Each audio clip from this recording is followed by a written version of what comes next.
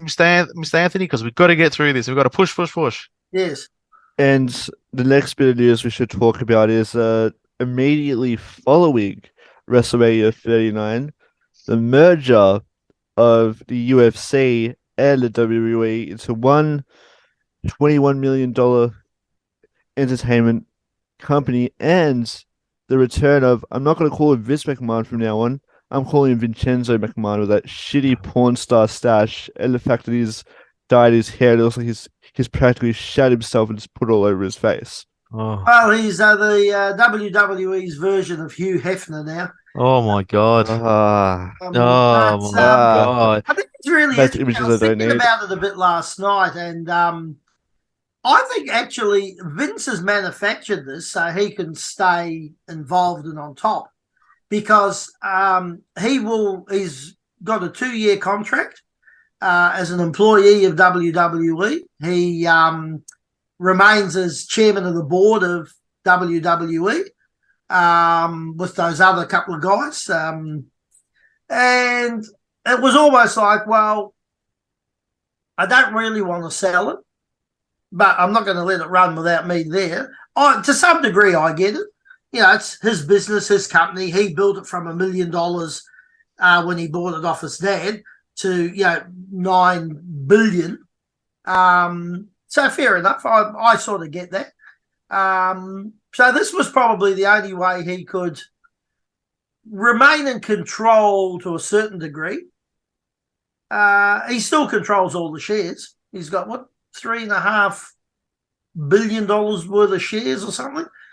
So I think it's a wee bit of a masterstroke on his part to get the others to merge. And they're saying, well, we'll just run it as we have been. I don't know that that's necessarily going to happen. Yeah, I don't know if Endeavour's going to sit there and just take that. That's how it's going to happen. I think Endeavour's bought it as an investment, to touch on the UFC and whatever else that they've got going on. So it'd be interesting to see what happens when the TV deals come back up, because that's any day now, isn't it? Yeah, because they really sold this before the TV deals, because they reckon they're not going to get offered the same amount of money. Well, they might. It depends how they package it all up now, I suppose. But yeah, so and Endeavour's not a TV company. They don't have. They once again have to find network. If CNBC or somebody else, well, they got a network. They don't care. But they've still got to now rely on network revenue, and if the revenue go down, each other out. I think with Vince's business contacts, his network contacts, maybe what they do on their side, maybe look, they've got strengths and weaknesses that cover each other, and who knows? But interestingly enough, somehow in the way the deal was structured, Triple H gets $5 million, and that Nick Khan got $15 million. Gee, that's not bad employee severance pay, is it? Yeah. How do I get a job like that? They're still involved. They're still involved in the business. Nick Khan is still an executive of the business, but got some sort. Ended up with $15 million. Well, we'll call it a bonus. So interesting, isn't it? Interesting. Look, the real interesting thing will be is it WWE hasn't been a great product for a long time. Nah, of course. It's McDonald's. Yeah. Right. Yeah. Right. Can they keep the ship steering in the direction it is, or is it going to start taking on water and going under? That's the question. Well, the interesting thing is, as we were talking off air, which sort of leads us into the WrestleMania, but whilst it wasn't a bad WrestleMania, it certainly was nowhere near the best one they've ever had, yet all their figures for attendance, dollars, merchandise, sponsorship, everything's absolutely through the roof. It's their most successful ever as far as a balance sheet goes. So as a business, well, yeah. I'd like to know though on their seat deals whether they sold them on 2 or 3 night seating, which are largely discounted, and then you'll find the Formula One does this, where they'll sell a 3-day ticket deal, but then they actually spring it out as a full ticket for each day. Yeah. So it's not real. What has gone to the television, to the radio and TV sponsors, right? I want to know the exact. I don't think you'll ever will know But No, what the but you exact don't money do that those comes things. through, you know, Well, like they reckon they got 21.6 million just from the people physically there. yeah, but that's 2 nights, maybe the same people. Yeah, well, okay, but even if you said it was, If I bought a if I bought a three ten night and a ticket, half million a night. yeah, but I'm saying if I bought a 3 night ticket, I'm going to go every night. I'm going to go and watch whatever shows beforehand and then go like that. So yeah, I think it's still a little bit deceptive on all of Yeah, that. look, there will be, but 21.6 million for a weekend. No, yeah, no, You know, I'll yeah, take it. yeah. But I'm still, like I said, I'm still a little bit dubious on some of these figures that get thrown around, and you know, like they're inflating the books, you know, a little bit. I think, you know, Possibly. They yeah, got just over 20 million in sponsorship. yep. God only knows what they sold in merchandise and all that sort of stuff. I mean, that'd be in the millions as well. And then the TV rights and the pay-per-view buys and all Well, over the world. I don't think there was any pay-per-view. It's all off that special network. You reckon it's all free? Yeah, all free. So it's only going to go through network. Don't know. Look, I won't speak It's on. on the. It's on. Oh, it's only through Peacock and through like Foxtel and that. They didn't have a pay-per-view buy. Well, So you know, what I mean, about in other parts of the world, like the Middle East or Europe or whatever? They I have don't know. there, and I don't know. and Asia. As I'd say, Anyway, if you got, I'd say most of those countries would have Peacock. don't know. Yeah, so I'm skeptical on these figures, and it was not that long ago when they were talking about that the TV companies were only going to offer them 50% of what they're currently giving them because their ratings are so low. Well, And that was yeah.